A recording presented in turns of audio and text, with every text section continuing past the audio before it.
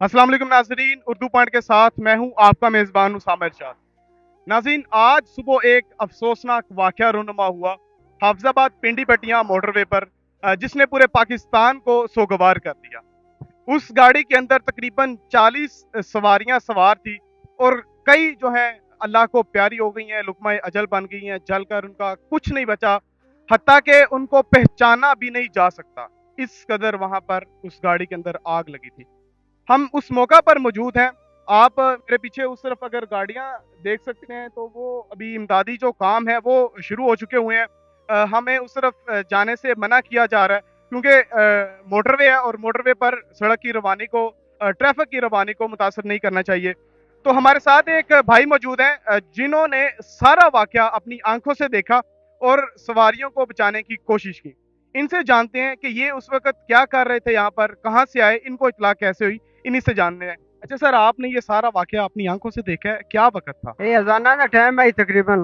अजाना तो 10-15 मिनट पहले था। सुबह फजर की अजानें। हाँ जी, सुबह फजर दी अजान तकरीबन 4 बजे के अगे पीछे का टाइम है। उसले आवाज आई है टायर फटन दी। ਅਸੀਂ ਇਦੋਂ ਵੇਖਿਆ ਤੇ ਇੱਥੇ ਬੱਸ ਖਲੋਤੀ ਉਸਲੇ। ਹਾਂਜੀ, ਅਸੀਂ ਤਿੰਨ ਚਾਰ ਭਾਈਆਂ, ਅਸੀਂ ਆਵਾਜ਼ ਸੁਣ ਕੇ ਅਸੀਂ ਬਾਹਰ ਨਿਕਲੇ ਹਾਂ। ਸਾਨੂੰ ਪਤਾ ਲੱਗ ਗਿਆ ਵੀ ਐਕਸੀਡੈਂਟ ਹੋ ਗਿਆ। ਅਕਸਰ ਇੱਥੇ ਵਾਧਾ ਘਾਟਾ ਕਦੀ ਕਦਾੜੀ ਹੋ ਜਾਂਦਾ ਹੈ। ਅਸੀਂ ਤਿੰਨ ਚਾਰ ਬਾਈ ਸੋਟੇ ਲੈ ਕੇ ਨਿਕਲੇ ਹਾਂ, ਸ਼ੀਸ਼ੇ ਸ਼ੂਸ਼ੇ ਬਣਨੇ ਪਾਉਂਦੇ ਨੇ। ਅਸੀਂ ਭੱਜ ਕੇ ਆਏ ਹਾਂ। ਸਾਡੇ ਆਉਣ ਨੂੰ ਬੱਸ ਦੀ ਫਰੰਟ ਤੇ ਅੱਗ ਜਿਹੜੀ ਹੈ ਉਹ ਲੱਗੀ ਹੋਈ ਹੈ। ਹਾਂਜੀ, तो गाड़ी किस कलर की थी जिसको आग लगी थी? ਉਹ ਜੀ ਸਬਜ਼ ਰੰਗ ਦੀ ਪਿਕਅਪ ਹੈ, ਉਹਨੂੰ ਤੇ ਡੀਜ਼ਲ ਲੋਡ ਹੋਇਆ ਆ। ਹਾਂਜੀ, ਪਲਾਸਟਿਕ ਦੀ ਟੈਂਕੀ ਹੈ ਕੋਈ 1000 ਲੀਟਰ, ਉਹਦੇ ਉੱਤੇ ਆਈ। ਇੱਕ ਡਰਮ ਜਿਹੜਾ ਹੈ ਉਹ ਪਰਾਂ ਸਾਈਡ ਤੇ ਜਾ ਕੇ ਡਿੱਗਾ ਹੈ, ਉਹ ਅਜੇ ਬਿਲਕੁਲ ਪਿਆ ਹੋਇਆ ਹੈ। ये जो पीछे से बड़ी गाड़ी थी उसके अंदर आग लगी है? ਹਾਂਜੀ, ਇਹ ਜਿਹੜੀ ਵੱਡੀ ਬੱਸ ਹੈ ਇਹ ਉਸ ਨੂੰ ਪਿੱਛੂ ਲੱਗੀ ਹੈ। ਪਿੱਛੂ ਲੱਗਣ ਦੀ ਵਜ੍ਹਾ ਤੋਂ ਇਹ ਤਕਰੀਬਨ ਕਿੱਲਾ ਕੁ ਉਸ ਨੂੰ ਅੱਗੇ ਨਾਲ ਹੀ ਧੱਕੀ ਲਗਾਈ ਹੈ। ਹਾਂਜੀ, ਉਹ ਜਿਹੜਾ ਡੀਜ਼ਲ ਆਈ ਉਹ ਛੰਡੀ ਬੱਸ ਦੇ ਅੰਦਰ ਸਾਰਾ ਚਲਾ।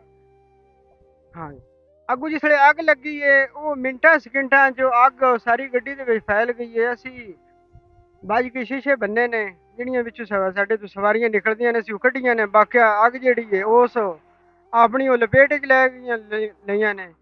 ਬੰਦੇ ਬੀਬੀਆਂ ਸ਼ੁਦੇ ਵਿੱਚ ਰੋਂਦੇ ਪੁਕਾਰਦੇ ਰਹਿ ਗਏ ਨੇ। ਕਿਆਮਤ ਦਾ ਮੰਜ਼ਰ ਬਣ ਗਏ ਬਈ। ਅਸੀਂ ਜਿਤਨੇ ਜੋਗੇ ਆਏ ਅਸੀਂ ਇਮਦਾਦ ਕੀਤੀ ਹੈ। ਬਾਲੇ ਬੰਦੇ ਵਿੱਚ ਸੜ ਗਏ ਨੇ, ਥੋੜੇ ਬੱਚੇ ਨੇ समझ आ गया। वो सड़ के बिच ही कोड़ा हो गया। आगे इतनी ज्यादा हो गई वे नेड़े भी ना जा सकता। तो आपने पुलिस को किस टाइम इतला दी?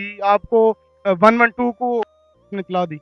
जी इंज की ਅਸੀਂ ਆਪ ਜਿਸਲੇ ਬੰਦੇ ਜਿਹੜੇ ਨਿਕਲਦੇ ਆ ਉਹ ਕੱਢ ਕੇ ਉਸ ਤੋਂ ਬਾਅਦ ਵਿੱਚ ਅਸੀਂ ਜਿਸਲੇ ਸਮਝਿਆ ਅਸੀਂ ਆਖਿਆ ਵੀ ਕਿਸੇ 112 ਵਾਲਿਆਂ ਨੂੰ ਕਾਲ ਕੀਤੀ ਹੋਣੀ। ਮੈਂ ਮੁੜ ਪੁੱਛਿਆ ਵੀ ਕਿਸੇ ਕਾਲ ਕੀਤੀ ਕਿ ਉਹਨਾਂ ਆਖਿਆ ਵੀ ਕਿਸੇ ਵੀ ਨਹੀਂ ਕੀਤੀ।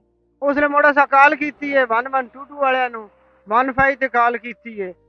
ਉਸ ਤੋਂ ਬਾਅਦ ਪੁਲਿਸ ਵੀ ਆ ਗਈ ਮੌਕਾ ਤੇ, ਪਾਣੀ ਵਾਲੇ ਵੀ ਆ ਗਏ ਨੇ। ਉਹਨਾਂ ਦੇ ਆਉਣ ਨੂੰ ਬੱਸ ਜਿਹੜੀ ਹੈ ਉਹਨੂੰ ਅੱਗ ਮੱਛਰ ਗਈ ਹੈ। ਉਹਨਾਂ ਅੱਗ ਉਸ ਤੋਂ ਬਾਅਦ ਵਿੱਚ ਜਿਹੜੀਆਂ ਹੈ ਨਾ ਜਿਹੜੇ ਸਵਾਰੀਆਂ ਰਹਿ ਗਈਆਂ ਆ ਉਸ ਦੀਆਂ ਸੜ ਕੇ ਪਿੱਛੇ ਕੋਲਾ ਉਹਨਾਂ ਦੇ ਥੋੜਾ ਜਿਹਾ ਜਿਸਮ, थोड़ा जिहा सिर। सुबह टाइम पहचाने जा रहे थे जिस टाइम आप निकाल रहे थे उनको, उस टाइम की वो पहचान हो रही थी उनकी? नहीं जी, कोई पहचान नहीं। जेडे निकलते हैं निकल के ना दूजे पिछे सड़ गए, उन्होंने किसी की भी पहचान ही नहीं होती भी कौन है। तो ये कराची से आ रही थी बस इस्लामाबाद की तरफ? हाँ जी, ये इंज आंदे ने भी कराची तो आउंदी पई आई।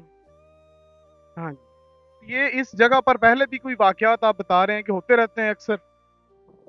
अक्सर जी इत्थे एक बारी वाकया होया है। बस ਜਿਹੜੀ ਇੱਥੇ ਅੱਗੇ ਵੀ ਇੱਕ ਵਾਰੀ ਡਿੱਗੀ ਆਈ। ਉਦੋਂ ਵੀ ਅਸੀਂ ਜਿੰਨੇ ਜੋਗੇ ਆਏ ਅਸੀਂ ਇਮਦਾਦ ਕੀਤੀ ਆਈ ਬੱਸ ਵਾਲਿਆਂ ਦੀ, ਸਵਾਰੀਆਂ ਵਿੱਚੋਂ ਕੱਢੀਆਂ ਆਈ। ਅੱਗੇ ਵੀ ਇੱਕ ਵਾਰੀ ਬੱਸ ਉਲਟੀ ਆਈ। जिस टाइम आप आए थे आपने क्या मंजर देखा यहाँ पर आके? भाई जी बड़ा मंजर, बड़ा औखा मंजर आया। क्यामत की निशानी आई।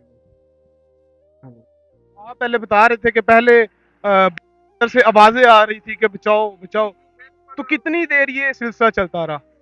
भाई जी ये तकरीबन 15 मिनट सिलसिला चलता रहा। उस तो बाद विचों आवाज़ा आउणियां बंद हो गई ने। एक सी जिहड़ी है ना एक बच्ची कड्डी है, उसदा वालद उसदा भाई वो शुदा विचे सड़ गया। वो शुदी रोंदी रह गई भी मेरे भाई ते मेरे अब्बू नू निकालो। आग जी वो नेड़े ही नहीं जान देंदी। आपने अपनी तरफ से फुल कोशिश की है?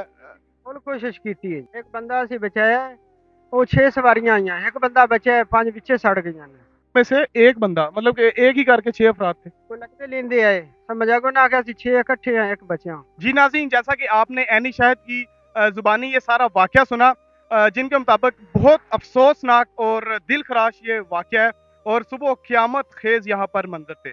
मजीद हलाकतों का खदशा है, जिसके पेश नज़र मोटरवे पुलिस ने मालूमाती डेस्क और एमरजेंसी सेंटर तश्कील दे दिया है। और यहाँ पर आपको बताते चले कि additional IG motorway police Ali साबर कयानी साहब भी मुसलसल इस वाक़े की निगरानी कर रहे हैं। जाए हादसा पर मुकम्मल तौर पर ट्रैफिक को बहाल कर दिया गया है। हर तरह की ट्रैफिक यहाँ पर रवा दवा है।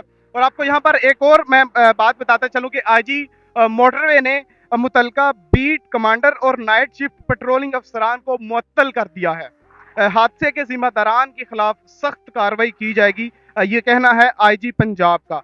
तो आपको बताते चलें, ये सारा वाकया था, आपने यानी शाहिद की जुबानी भी सुना और इस टाइम हम मौका पर मौजूद हैं, सारी जगह आपको विजिट भी करवा रहे हैं।